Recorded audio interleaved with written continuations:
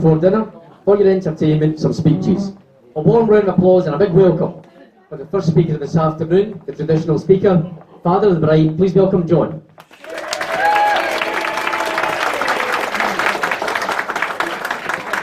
Thank you very much. I'm unable to do three things at the same time, so you'll need to bear with me. I thought I was going to be able to do this. However, it's more difficult because this speech isn't nearly far enough away with my eyesight for me to do it. First of all, welcome everybody. It's lovely to see you all here, and I must say that you all scrub up very well. And it's wonderful that you all gave up the most precious resource that anybody's got, your time, to be here with us to celebrate Pamela and Thomas's marriage. And you're all very welcome, and I hope you're all in a mood to party hard. For those of you who don't know me, I'm Pamela's dad, John. In fact, I don't need a microphone, obviously. Even for those who do know me, I'm still called John. And I'm still Pamela's dad, but I'll maybe come back to that later, because I will answer to those things. Perhaps unusually, I'd like to tell you about the first time I met a happy couple. Even before Pamela was born, she had a pet name. As Big Sandy alluded to, I was in the police at the time. So that's obviously a pig. So that's why I had the word bacon emblazoned on the back of my t-shirt for Magaloo. Thanks for that, James. So, a baby pig is obviously a piglet, and that was Pamela's name. Now, this little character in my pocket is a few months older than you are, and that's a wee crystal baby pig that we've had all that time.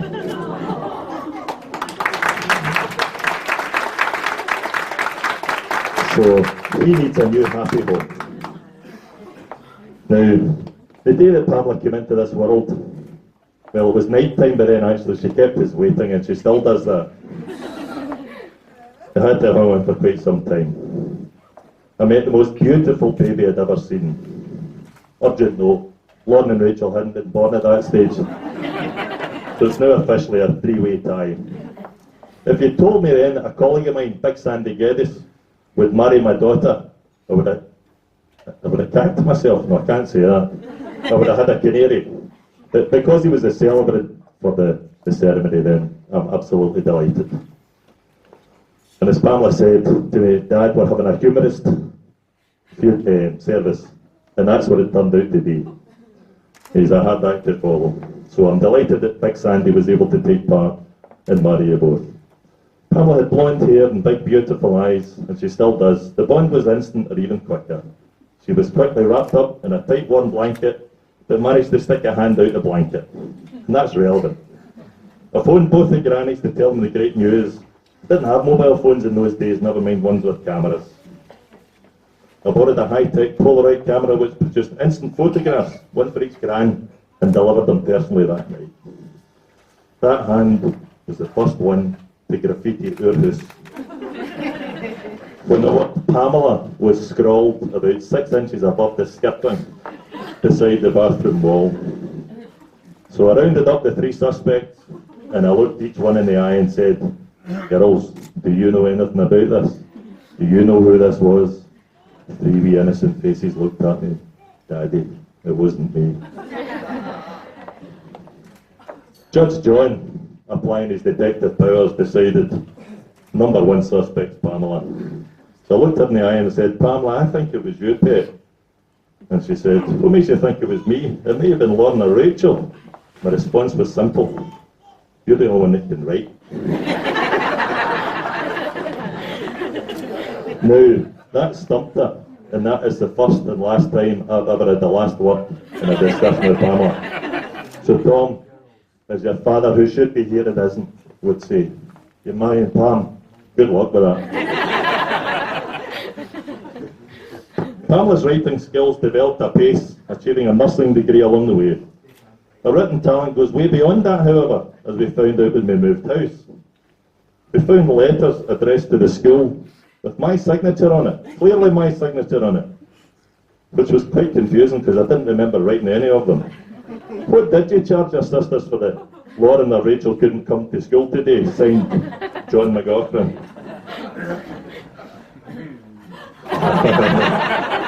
She thinks dads are daft.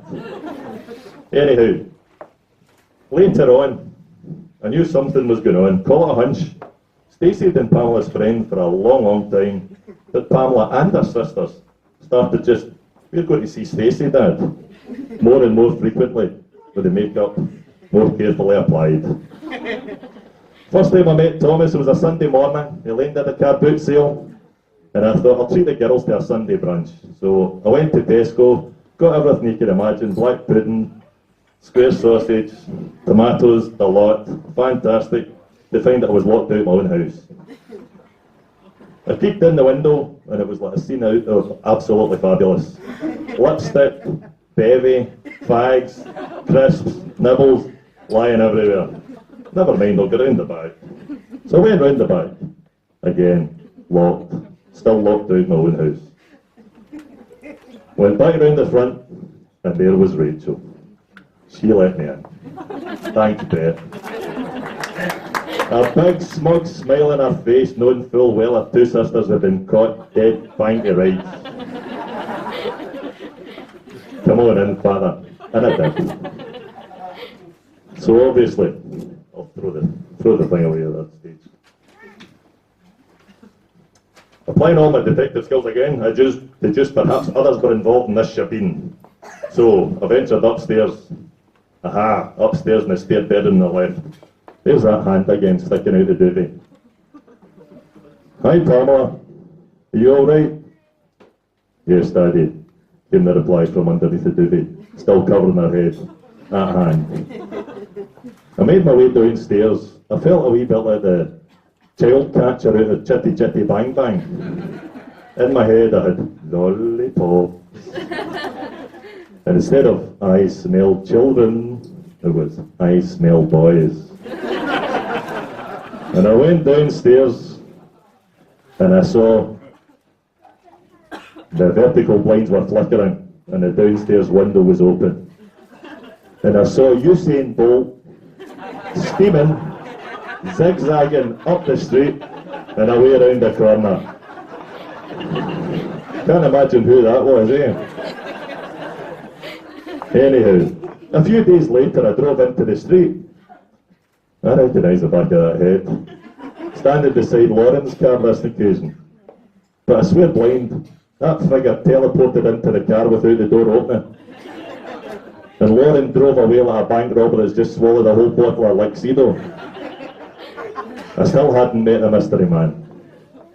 When I finally did meet Tom, I found him to be polite, personable and helpful. More I got to know him, I found he was all of that and more. Pamela and Thomas's love grew, and that's why we're all here today. Tom, I've long considered you part of the family.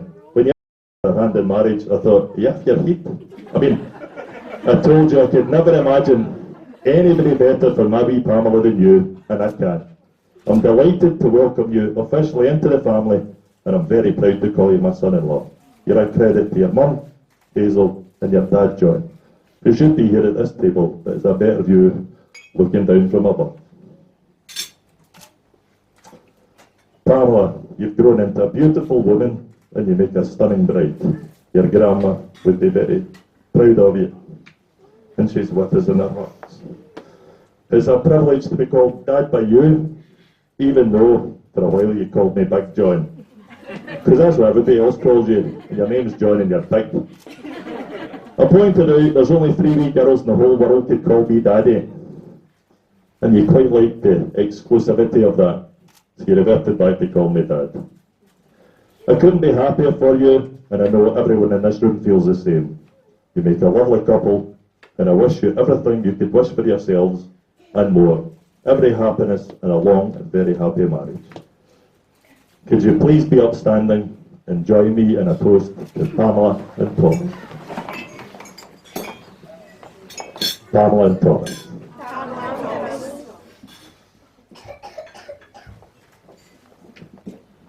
Andy, it's time to be nervous.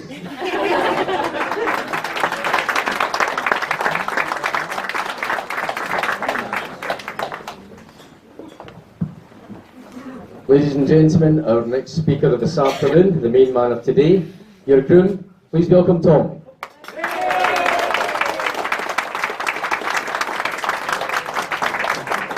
everyone. On behalf of me and my new beautiful wife, I just want to thank you all for coming and being part of our special day. I hope you're all having a good time. And I just say how beautiful and stunning my new wife Pamela is.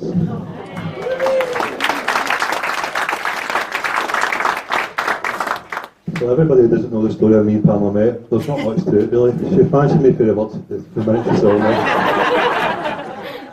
And after all the stalking and the restraining orders, I decided to give her a date. And here we are today. On a serious note, I'm so lucky to have someone so amazing as Pamela, especially over the last few months. She's been great. I just want to say thank you and I love you so much.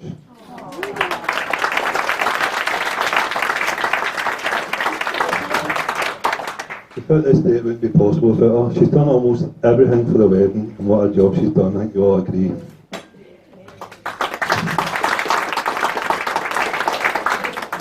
And as well as my own family, I'm so happy to be part of another family in the McLaughlins. From Pamela's amazing grandpa Eddie and her dad John, to our little nieces and cousins.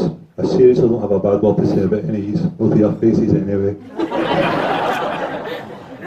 And our two sisters, Lon and Rachel, who I can't see their faces.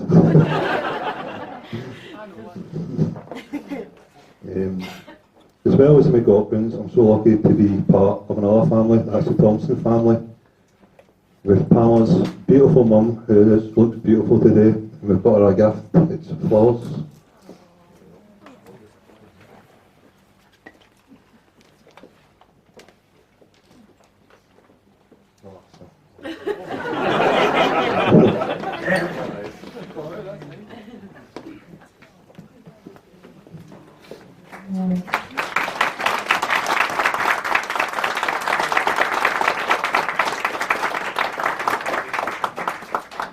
And to our stepdad Jim, who could have made a wee bit of an effort.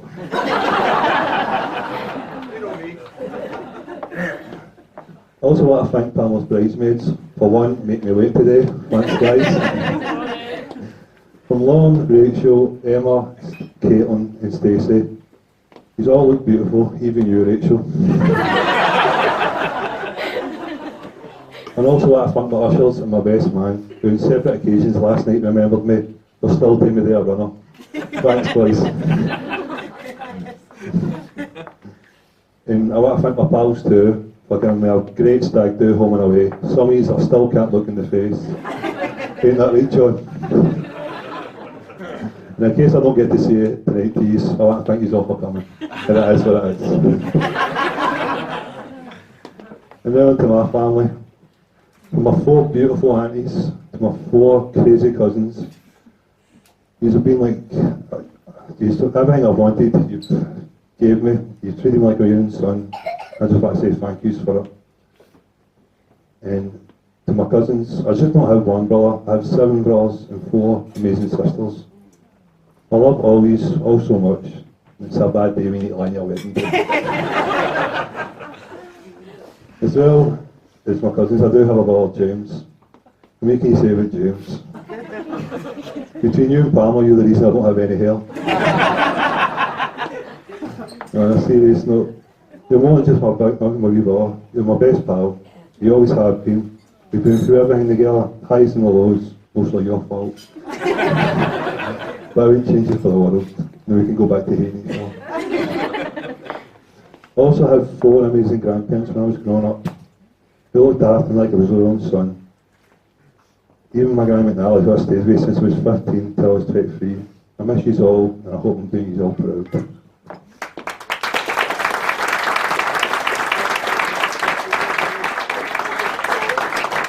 Now I get to talk about the other beautiful woman in my life sitting next to me in the room. You also get your flowers too, Mum.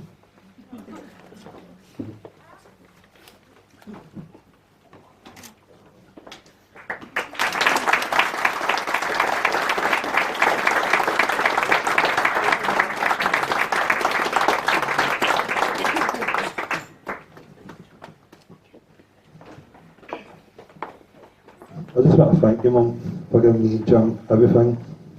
And I wanted anything when we were growing up. You always said make sure we had it. I just want to say thank you. along with my mum, I also need to thank my dad. He couldn't be here today.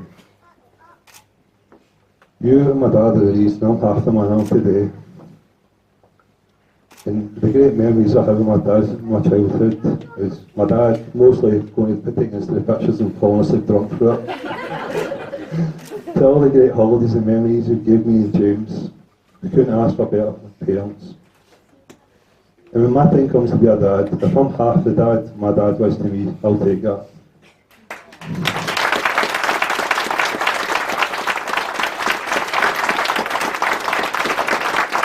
And you can't talk about my dad without the one his favourite saying. So if I could ask you all to raise a glass. And Marty, you know how it goes. Good luck to you. Good luck to you as well. Thanks guys. And just one more favour I need to ask you, please.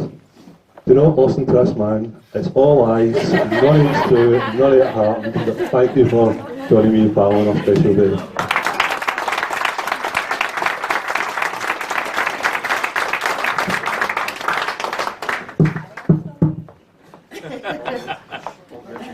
Introduce yourself, sir. I think it's been done already. Catch my chair. Welcome to the roast of Thomas Carr. It's true, when Tom was growing up, he didn't have any friends. In fact, Hazel had to tie a pork chop round the dog, so he would play with him. Tom doesn't have a birth certificate, just an apology letter from the hospital.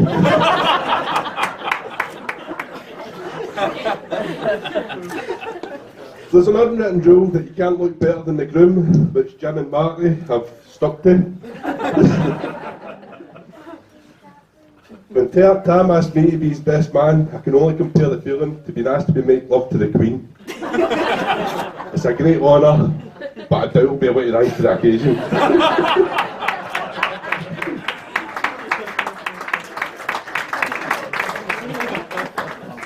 Before we went to the stag do, Tam did seem quite apprehensive. He did say to me he was a bit worried about Papa J coming with us, with the swearing, the drinking, the lads' humour. Who knew Papa J would come off that plane coming back to Glasgow like Pablo Escobar? Famous for the working ladies of Magaloo. Sucky, sucky, Papa J.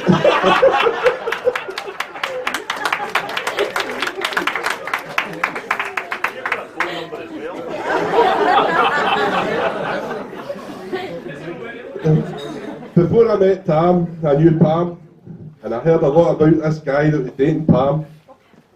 In fact, I actually thought he worked with RBS, because every time I spoke to Pam, it was always that banker.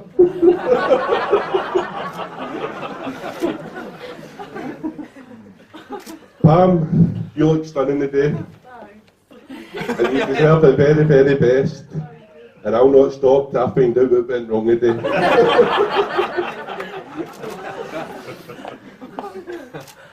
Me and Tam have went on many, many adventures, from white trash night to Jaeger runs and Weatherspoons. Even the occasional brush with the law. One we can't mention, it's still ongoing.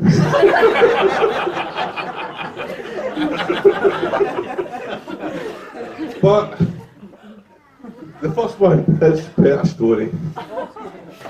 Myself, Tam, the three witches I can Dora at the time. We were out a night out and we were absolutely steaming.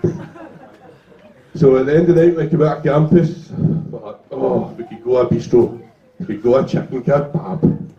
So we kind of split up, myself and Tam went our separate ways for the herd. And that's when I needed to urinate. Tam needed to urinate, so we went up a street. So as the two of us up a back alley, urinating, I finished early. Tam's waiting about for Tam, and I just seen the distance, a wee shimmer. It was the police. So I shout, Tam, nip it, urgent police. So the two of us done a runner.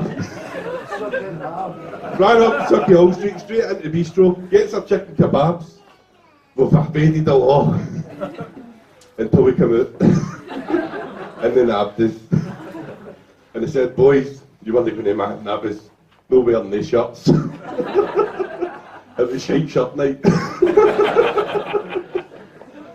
So as they proceeded to take our names to give us a £60 fine, I had a warrant out for my arrest, so my bump was on the floor for totally a non-violent crime.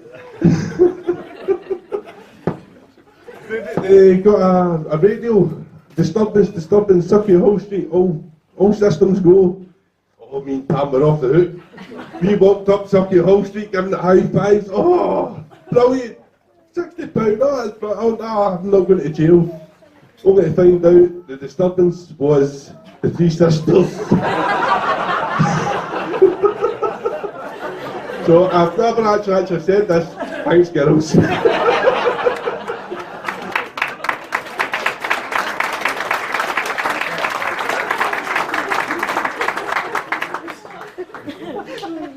I'd also like to thank Jim, who is the real best man. He organised the stag do, done all the hard work, collecting money. I'd have done a runner. The only reason why I need to do this stupid speech is because he's like Chris Reporter for the Big Bang Theory. Can't speak to a bird unless he's pissed.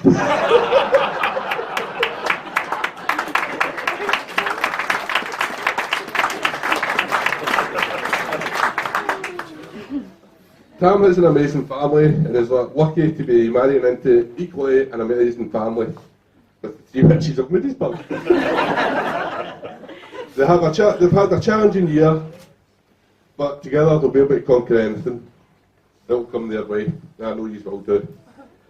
That's a serious one. Pamela, you don't have to worry about Tam being unfaithful. Says story, so put that one down. I've got something to say. Comes back to a night, me and Tam were up Sucky Hall Street. Absolutely loved this again.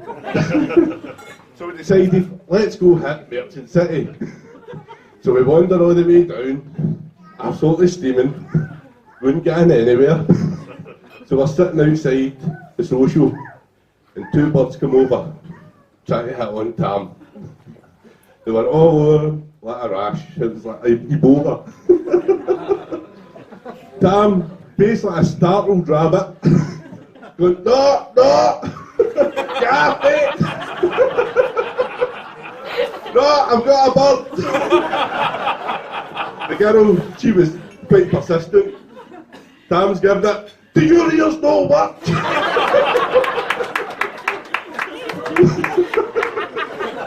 So Pamela, I know, Tam will always be faithful to you.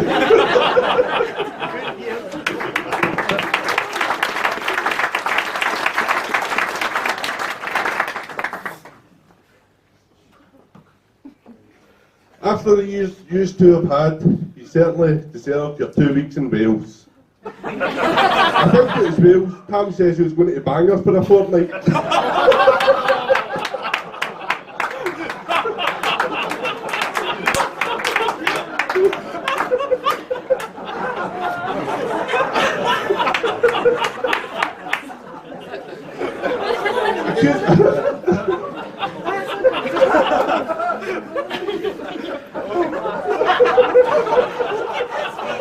I couldn't meet two people more suited to each other, and I wish you every success in the future. And could I just ask everybody to be upstanding for they two and absent friends. The Pam, Tam and absent friends. Out.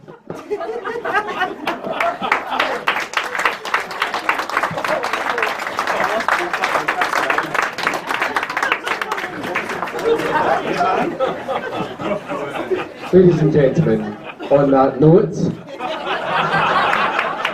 please relax, enjoy yourself, and have a lovely evening.